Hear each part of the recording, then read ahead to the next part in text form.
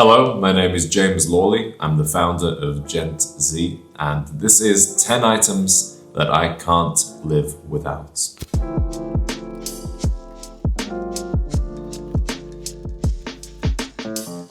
I recently decided to pack up pretty much everything that I own. I got rid of a lot of stuff, I put some stuff in storage, and now I'm traveling around with pretty much just a suitcase and a messenger bag. So that really taught me what items in my life are valuable, what's got sentimental value, and what's got practical value. I don't really consider myself to be a particularly materialistic person. I don't get too attached to physical objects. I'm definitely not a collector of things. So these 10 items, when I say I can't live without them, I truly do mean it. Let's start off with what is the newest of these 10 items, and that is a pair of cowboy boots.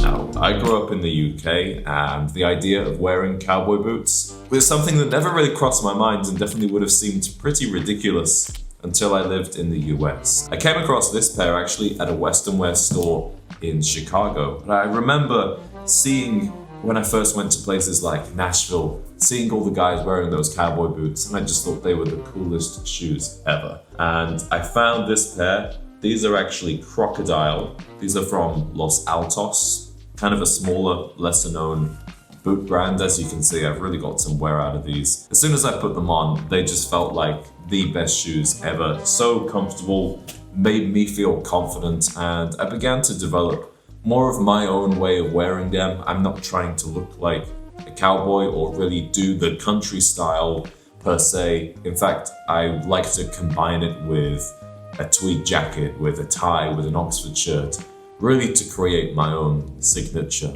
look. So wherever I go around the world now, you'll often find me wearing a pair of cowboy boots. I can walk around in them pretty much all day.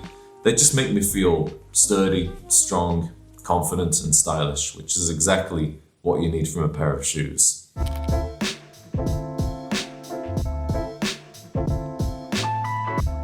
The second item for me, I'm going for a very practical one. It's my MacBook Pro. I mean, really, I run my whole life off this thing, and I've actually had this MacBook Pro since 2019. So about 6 years of work has been done on this thing. As you can see, it's got a bit of a dent. It's taken a bit of a beating. I've definitely ashed my cigar over the keyboard a few too many times, but this is the laptop that I began my channel with. All of the work I've done has been done on this thing. So really, it's definitely one of my most important possessions, and it seems like it's going to keep going for a few more years. So hopefully I'll still be able to say the same thing in 5 or 10 years.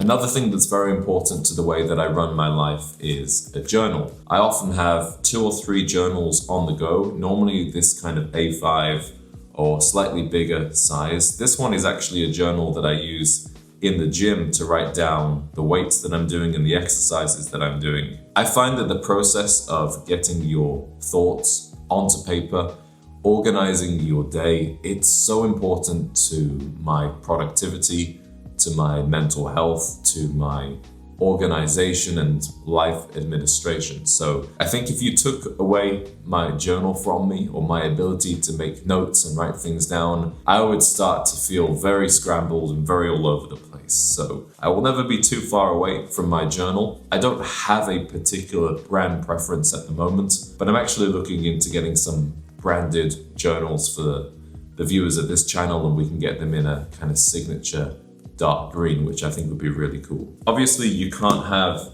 a journal without a pen, and lately I've been gravitating toward the Pilot G2 pen. I think the reason I like the G2, sometimes even more than an expensive pen, is because if I lose them, I don't really care. They write really, really well. It's so easy to write with these things, and they just feel good to hold. They are simple, they're effective.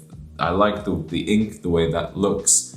And when they run out or you lose them, you can just buy a bunch more. So especially when traveling, there is more of a risk of me maybe losing, my fountain pen that I have that's a lot more expensive. So the G2 really does the job, and I just buy a ton of these and have them all over the place and stuffed in the middle of different journals and in different zipper compartments of different bags.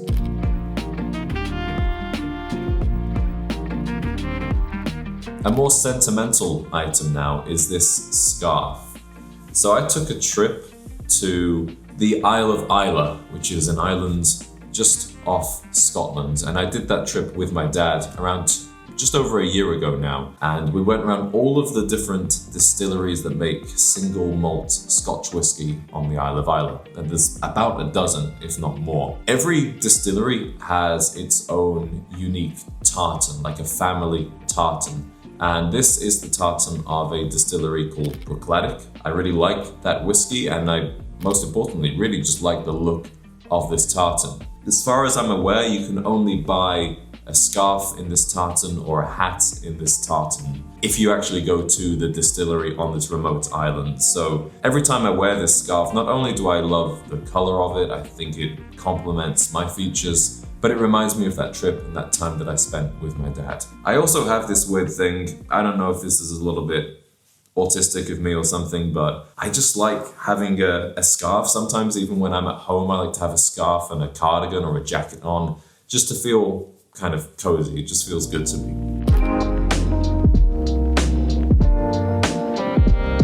Once you start shaving with a double-edged razor, very, very hard to go back to anything else. I really don't like the electric razors too much for the face, so a double-edged razor is definitely another item that I can't live without. My one is by Cowboy. I worked with them around a year ago. I really, really love that brand.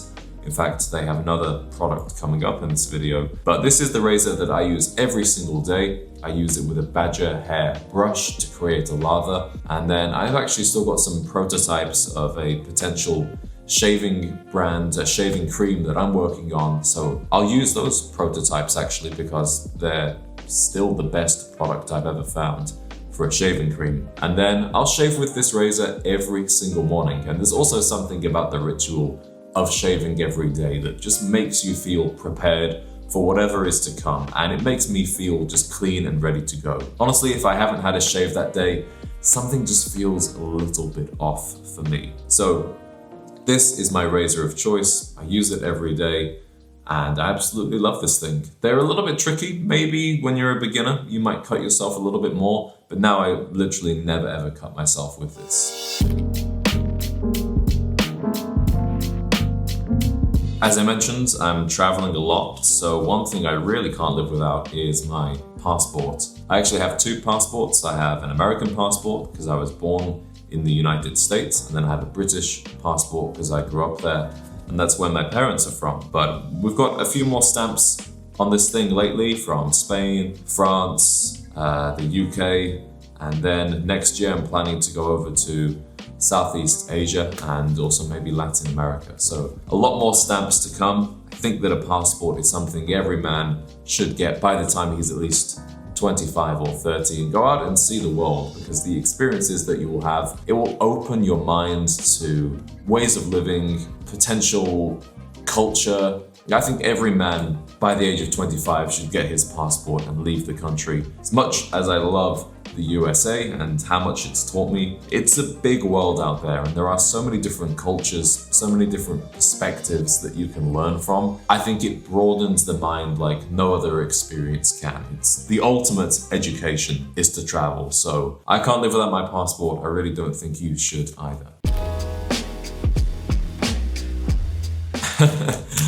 The next one is coffee. You know, I've not always been a coffee drinker. I actually got into coffee probably around 21 or 22. I love coffee first off for the tastes. It's just delicious to me. I like an espresso or maybe an Americano. I also love coffee with a cigar. People talk a lot about cigar with scotch, cigar with brandy. For me, cigar and coffee go really well together. This is the brand that I've been drinking lately in Spain. This is called Santa Cristina. If I put this the other way around, it's all gonna spill out. There we go. This is really good. I'm really enjoying this. I have the regular one. I also drink the decaffeinated coffee in the evening. Often I'll actually drink maybe 4 or 5 decaffeinated coffees throughout the afternoon and the evening, and then probably 2 to 3 to 4 of the regular coffee. I love not only the taste, I love the feeling. It puts me in a great mood. It gives me a lot of energy. It makes me feel very productive. And I also love the ritual of making coffee. Whatever method that may be, I like an espresso machine, but if you have a French press, you know, even if you were just making an instant coffee, it's a way to take a break for 3 to 4 minutes, focus on something, enjoy the drink, whether it's by yourself or with company, and then you can get back to work. But coffee absolutely has to be on there. Now, I love to smell good and I love fragrance. I always have done. I remember actually when I was 8 years old, I saved up my pocket money and went to Boots, which is a drugstore in the UK, with my grandma to buy my first ever cologne. It was a diesel, Fuel for Life, and I actually found that cologne at an airport, a duty-free in France, and smelling it took me right back to being 8 years old. But that isn't what I wear today. If I were to pick only one fragrance for the rest of my life that I truly can't live without, it would be Caswell Massey LX48. I was actually introduced to this fragrance when I began working with the brand, and immediately it doesn't smell like anything else quite like it. You know, there's this violet note, and combined with the other kind of leathery, more masculine notes, it's a completely unique fragrance. And I instantly thought, this is just me. This feels like my essence in a bottle. And I've made it my signature scent ever since. And I was really honored as well when they actually put me on the webpage for this fragrance. So LX48, definitely one that I can't live without, and it's got me many compliments, but honestly, I don't really care too much about compliments. What I do like is that people in my life and women that I've known and do know associate this with me, which, you know, if you wear something generic, it's just never gonna happen. So to have LX48 in my bag at all times definitely feels like a little piece of home wherever I am. Well, this is a little bit out of tune, but the final item that I can't live without has to be a guitar. You know, I'm both an acoustic and electric player. I actually began on the electric, but for the portability, for the versatility, just to being able to pick it up and play, I've got to go with an acoustic. And I've been sharing a little bit more of my musical side on my channel lately. I don't know how seriously I will take that, or if I'll just keep it something that's really for fun and for me, but it feels great to be able to share it with you guys. So I'm very grateful for all of those nice comments that you left. And I've been playing guitar since I was 9, so it's just an intrinsic part of me. And I'll go through phases of playing a lot. I'll go through phases of playing not quite so much, but either way, I can't imagine a universe in which I wouldn't have a guitar with me. Well, that was my 10 items that I can't live without. I would love to hear from you in the comments. What are 1 or 2 items that you simply couldn't live without? Maybe we share some necessities in common. Thank you for watching. I'll see you in the next one.